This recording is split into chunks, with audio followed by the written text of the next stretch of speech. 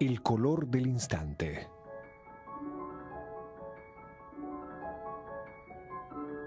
Claude Monet, 1840-1926. Una extensión de agua, plantas acuáticas. Sobre las orillas, manojos de juncos e iris. En el plano posterior, un sauce llorón, otros árboles. Una pasarela en arco de círculo pintada de verde.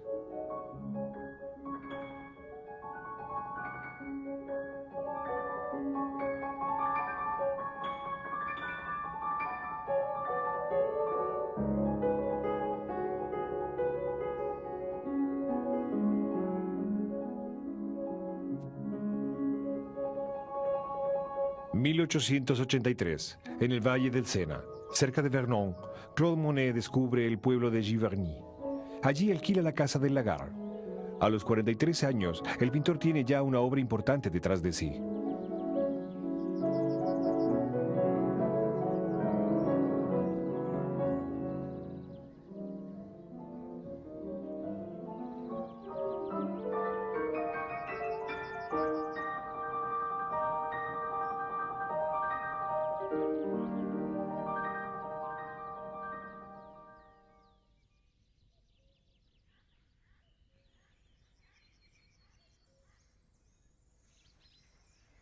En 1889, Monet expone con el escultor Auguste Rodin. En esa época, vende muy bien sus telas y conoce la holgura. En 1890 compra la casa de Giverny. Vive allí con Alice Rochdet, a quien desposará más tarde. Monet permanecerá en Giverny durante 43 años, hasta su muerte en 1926.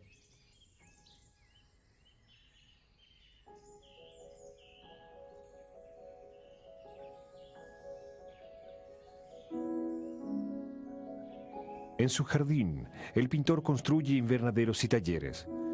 Inventa conjuntos florales originales que le sirven después de motivos pictóricos.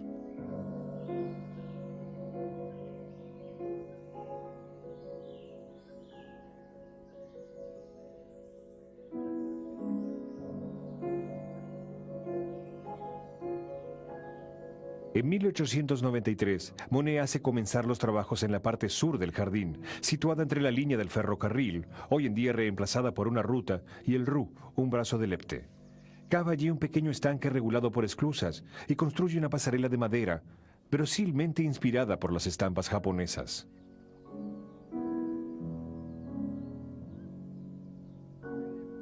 Entre 1896 y 1916, Monet compra otras parcelas de terreno.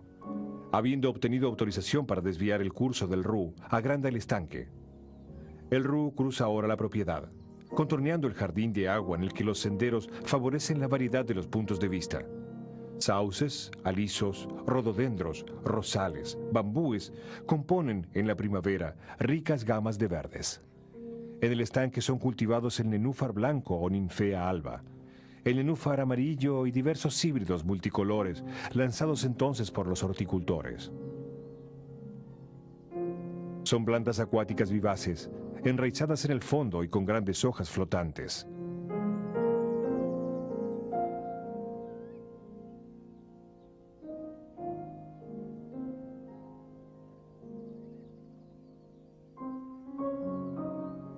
Monet hará cubrir de glicinas el puente abovedado, tal vez también una reminiscencia de las estampas japonesas que coleccionaba.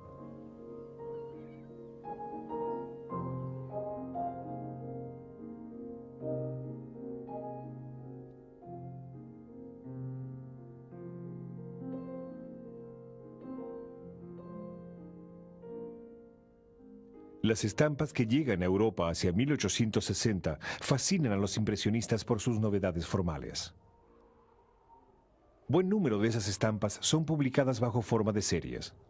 El pintor Hokusai, muerto en 1849, y del cual Monet poseía varias obras, consagra al monte Fuji una centena de imágenes, según una multitud de puntos de vista.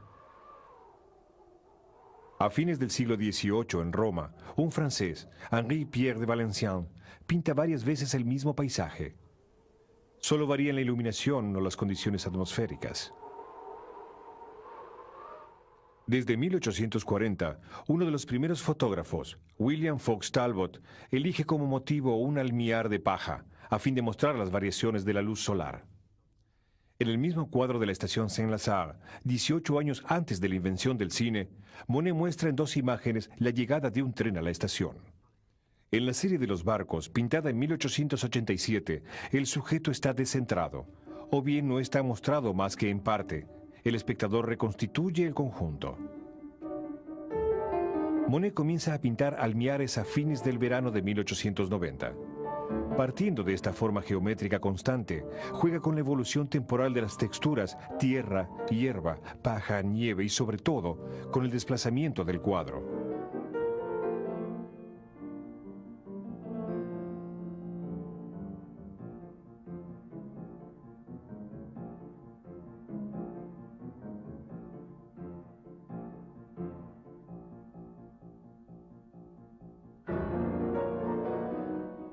Las alineaciones de álamos que el pintor observa el año siguiente al borde del Epte son pretexto de numerosas variaciones, gamas de color, reflejos en el agua, oposición entre las curvas de las riberas y la verticalidad de los árboles, geometrización del espacio.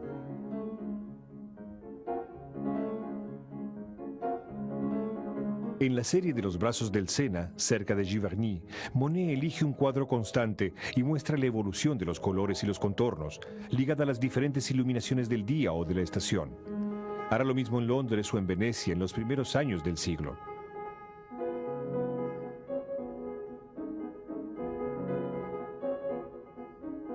Con la serie Catedral de Rouen, pintada en 1892 y 1893, Monet intenta captar cada metamorfosis de la luz.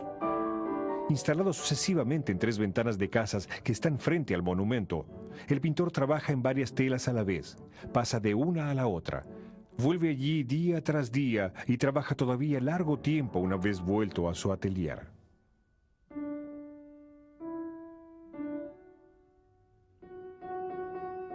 Me torno de una tal lentitud trabajando que me desespera, pero más lo hago, más veo que es necesario trabajar mucho para lograr expresar lo que busco. La instantaneidad, sobre todo, la misma luz expandida por todas partes. Y lo que más me disgusta son las cosas fáciles, venidas de golpe. A partir de 1890, Monet tomó la costumbre de emplear la palabra serie. Es bajo este título que expone de ahora en adelante la mayor parte de su producción. El tema del puente japonés es abordado por primera vez en 1895, 2 años después de la construcción de la pasarela. Las primeras telas muestran el pequeño estanque del primer plano, el puente detrás, vistos según un eje este-oeste. En 1899, nueva serie de cuadros. Esta vez el puente es visto desde la salida del estanque. El formato es aproximadamente un cuadrado de 90 centímetros de lado, con ligeras fluctuaciones según las telas. El cuadro se ha apretado, cortando las 2 extremidades del puente. 4 pares de balaustradas, entre 7, son aparentes. No hay diferencias notables en la perspectiva de estas balaustradas. El pintor se ha mantenido, pues, siempre en el mismo lugar. 2 fotografías tomadas en esa época en el eje del estanque muestran una, la especie de taller al aire libre que Monet se había armado, y la otra, la vista exacta que tenía el pintor desde este lugar. Sobre la orilla del estanque se puede ubicar hoy en día la posición precisa que él ocupaba. En 1900, Monet rehace una nueva serie. El cuadro se desplaza hacia la izquierda. Juncos e iris son más importantes. La pasarela ya no está cortada simétricamente. Varias telas muestran el sendero al borde del agua y una modificación en el cielo. Todos estos cuadros de 1899 y 1900 están titulados Estanques de Ninfeas y a veces con un subtítulo, Armonía Verde o Armonía Rosa. En 1905, después de la ampliación del estanque, Monet ejecuta una pequeña serie de 3 estanques de ninfeas. El puente es visto desde más lejos, desde el otro extremo del estanque. Una de las telas entra en un decorado de teatro para Sacha Guitry. Se ignora a qué colecciones pertenecen hoy en día esas 3 telas. Monet no vuelve al puente más que en 1918, con formatos rectangulares de 1 metro por 2. Entretanto, la pasarela ha sido cubierta de bóvedas de glicinas. La orientación es la misma que la de la serie de 1899. Ha brotado un sauce en el primer plano a la derecha. En fin, entre 1919 y 1924, Monet trata de nuevo el puente en un formato próximo al cuadrado. Los tintes son violentos, con frecuencia transportados. Las telas están tituladas El puente japonés.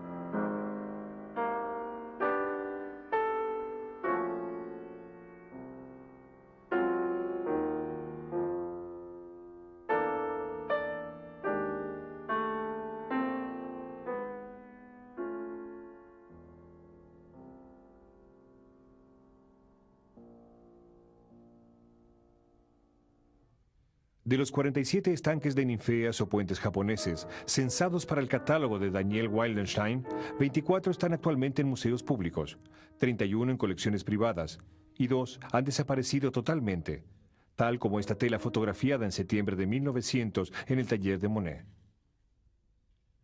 A diferencia de los pintores de las generaciones precedentes, los impresionistas refuerzan la claridad de sus cuadros y la armonía tonal luminosa con el empleo de fondos muy claros.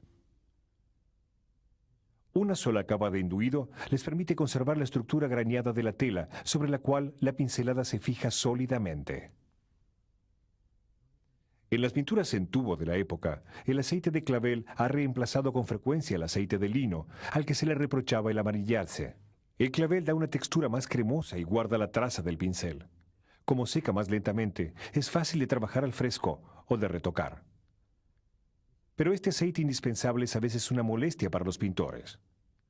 Un sol parece más oscuro cuando está mojado. Las moléculas de agua permiten a la luz penetrar más profundamente en las capas de la materia. La luz reflejada hacia el ojo está así más saturada en color. Un pigmento está más oscuro y más saturado en color cuando está embebido en aceite. A fin de obtener tonos mates y claros, próximos al pastel, Degas o Monet eliminan una parte del aceite, dejando descansar sus colores sobre hojas de papel secante. Ellos los diluyen después con esencia de trementina, que se evapora rápidamente. Por las mismas razones, las telas una vez pintadas no son barnizadas.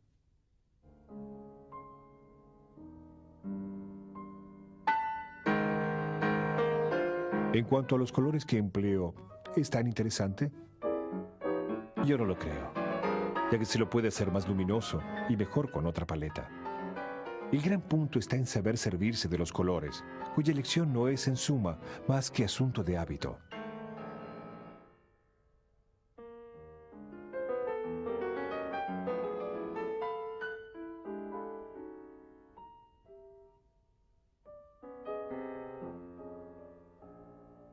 Resumiendo, uso blanco de plata, amarillo de cadmio, vermellón, garanza oscura, azul cobalto, verde esmeralda, y eso es todo.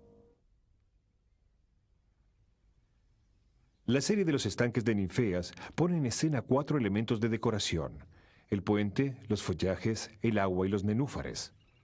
En la pintura de Monet los puentes abundan. En la Belle Époque, el puente es a menudo símbolo de la industria conquistadora.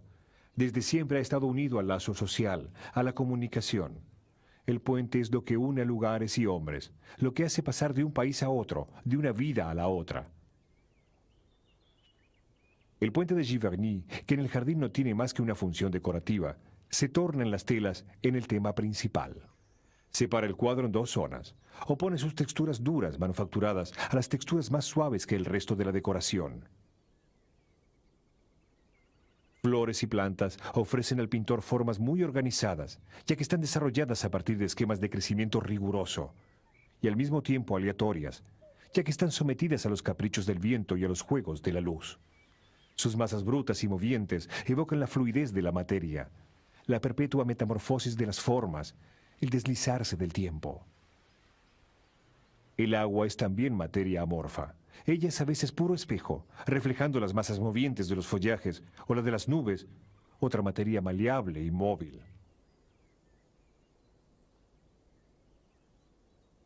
El reflejo redobla la imagen, la repite embrollándola y transmite las formas netas en manchas de colores. Es también uno de los temas principales de Monet. Entre el mundo aéreo y móvil de los follajes y el mundo denso de las aguas dormidas, tres plantas aseguran la unión: los juncos, los iris y los nenúfares. Los tres arraigan en la tierra, pero no brotan más que en un medio acuático. Las tres son plantas de orígenes mitológicos.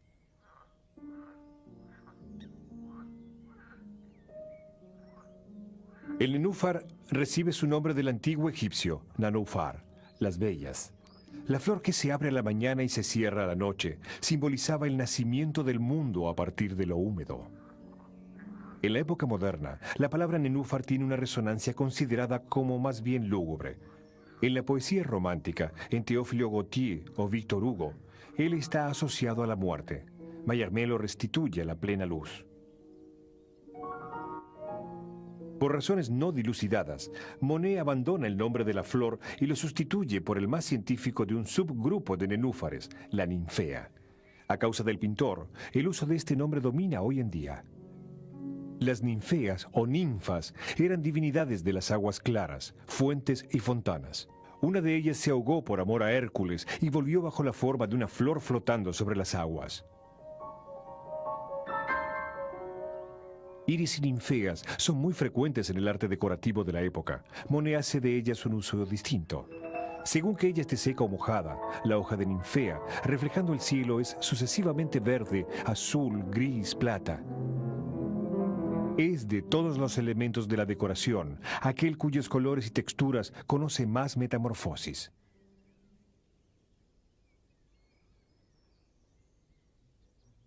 A pesar de ser evidente el abandonar las reglas de la representación clásica, los estanques de ninfeas son muy estructurados. Simetría, equilibrio de las masas y hasta la perspectiva son en ellos bastante marcados.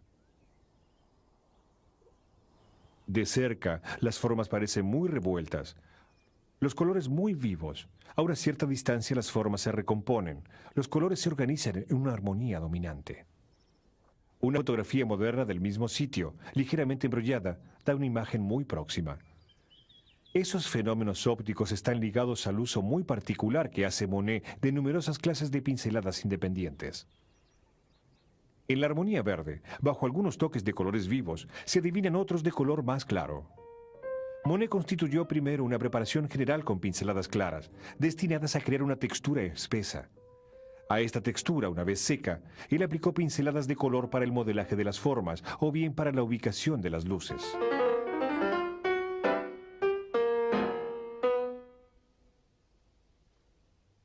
Las ramas inclinadas del sauce, largas pinceladas verticales verdes, amarillas o azules, entre las que se ven los toques claros de la textura inicial, espesos y estriados. Los follajes de los otros árboles son hechos con pinceladas más aplastadas, breñosas. Entre estas dos zonas, los matices de azul sirven para sugerir la profundidad oscura de las frondas. La parte acuática opone los toques horizontales de las ninfeas y los verticales de los reflejos del agua libre. Las flores son evocadas por pequeños toques aplastados a puntas de pincel. Los toques horizontales o verticales, grandes en el primer plano, van disminuyendo hacia el fondo de la extensión de agua, creando una ilusión de alejamiento. El reflejo del puente, que no muestra más que su parte inferior, por lo tanto a la sombra, está tratado con una fuerte densidad de toques violáceos. En la armonía rosa, Monet hace también uso de pinceladas mixtas. Dos colores son tomados juntos sobre la paleta y extendidos así.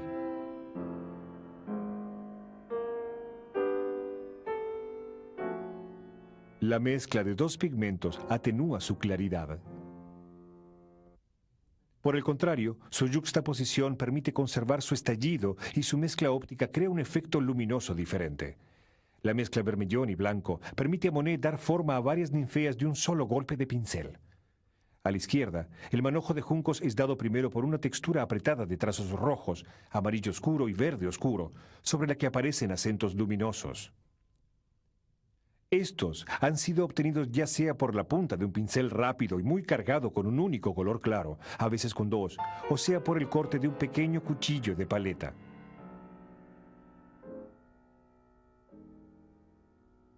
En la parte central y en la placa de ninfeas del primer plano, el pintor deja aparecer la preparación beige claro de la tela, que aumenta la claridad de esas zonas y refuerza los contrastes. Sobre este fondo, él coloca un gran número de toques en seco. Arrastra su pincel sobre la tela y deja agotarse a un pigmento bastante seco. El frotamiento del pincel forma, al contacto de los hilos de la trama, estrías verticales en punteado. En fin, el espesor de la pasta en ciertas zonas crea relieves que, interceptando las luces laterales y cortando sombras delgadas, agrega efectos luminosos a los que pertenecen propiamente a la imagen.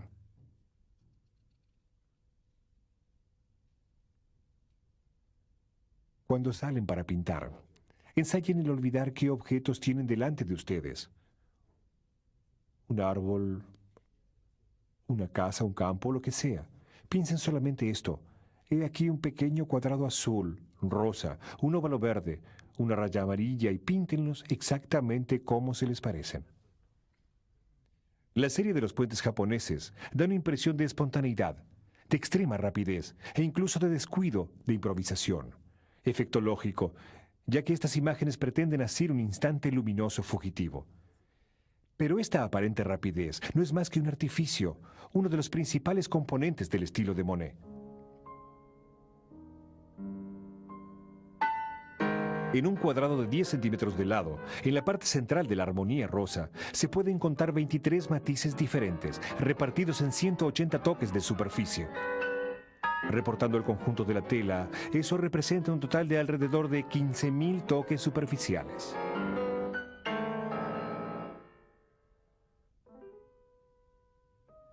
La preparación de las texturas, la elección y la gran variedad de los tintes, su armonización progresiva, la necesidad de dejar secar largo tiempo las capas para evitar la mezcla de los pigmentos frescos, todo prueba que Monet no ha podido pintar sus telas sino lentamente, por etapas y según estrategias muy pensadas. Como lo había hecho 6 años antes con la Catedral de Rouen, el pintor, en efecto, ha elaborado juntas las 12 telas de la serie de 1899.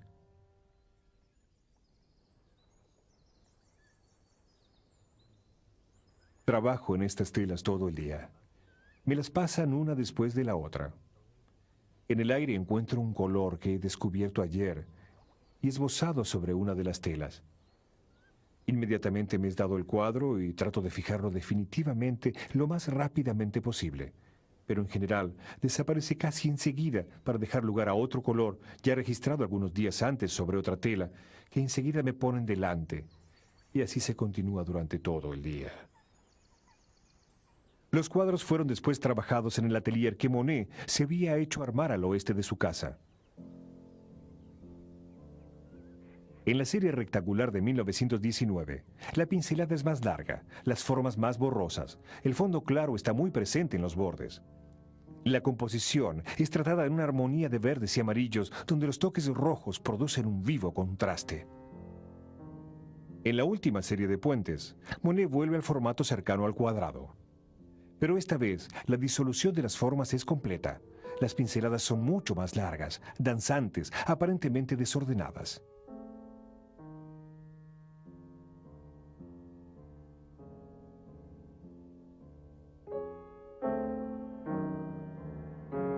Algunas telas son casi monocromas.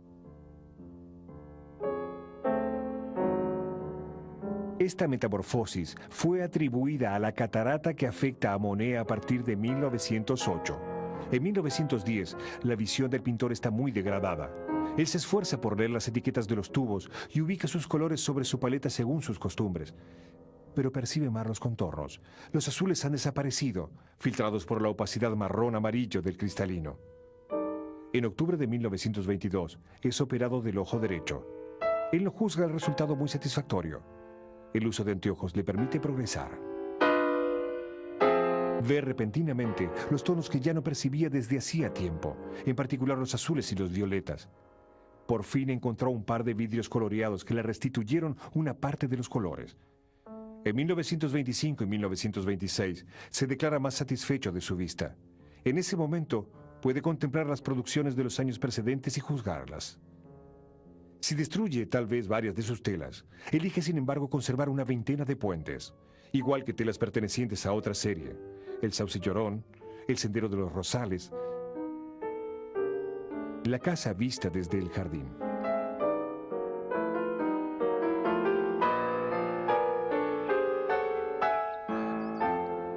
Que mis catedrales, mis Londres y otras telas sean hechas según la naturaleza o no, eso no le interesa a nadie y no tiene ninguna importancia.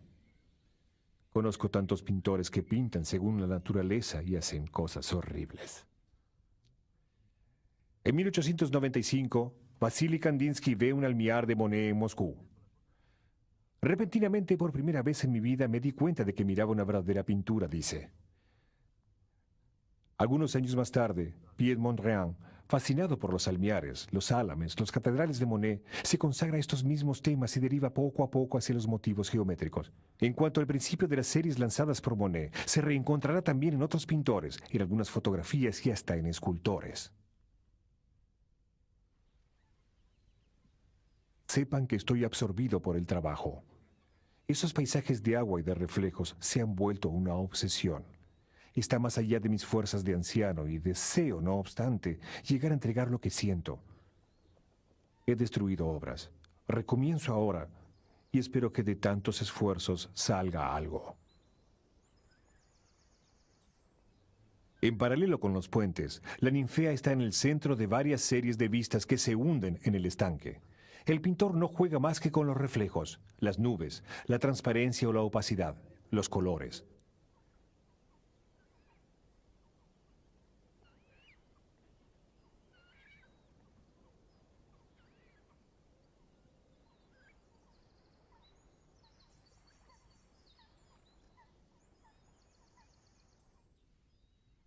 La ninfea es, en fin, el tema de los grandes paneles que Monet pinta a partir de 1914 en un nuevo taller.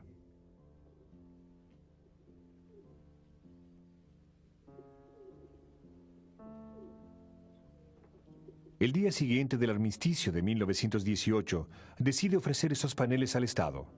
En 1921, su amigo Georges Clemenceau, que acaba de retirarse de la vida política, propone a Monet instalarlos en el invernadero de las Tullerías. Después de diversos proyectos de instalación, se construyen dos salas de forma oval. Ellas son inauguradas en mayo de 1927, 5 meses después de la muerte del pintor.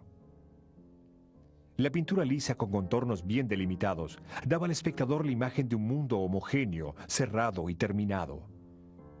El mundo impresionista no está compuesto solamente de objetos sólidos. Él tiene la imagen del nuevo espíritu científico.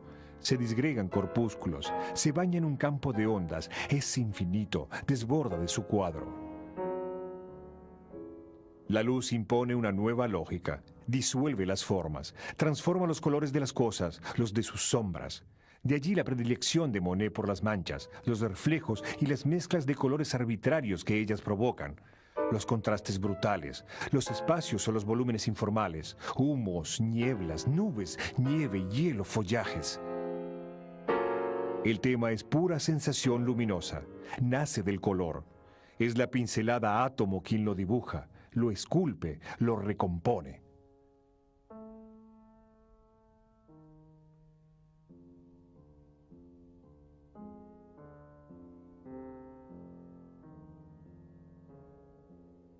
La pincelada clara de la urraca oponía las luces cálidas o frías de la nieve.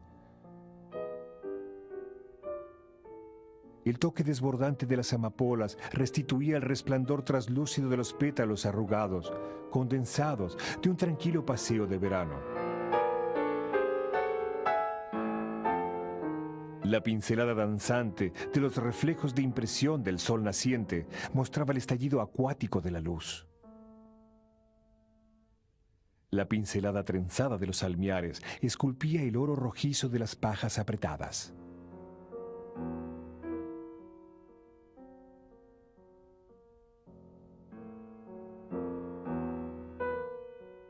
La pasta seca, espesa, de las catedrales engendraba piedra y mortero.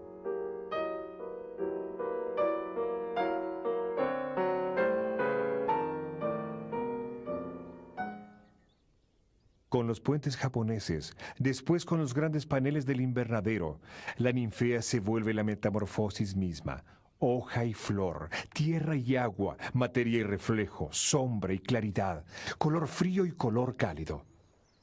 La pintura no expone más que la danza del pincel, la vibración de la luz.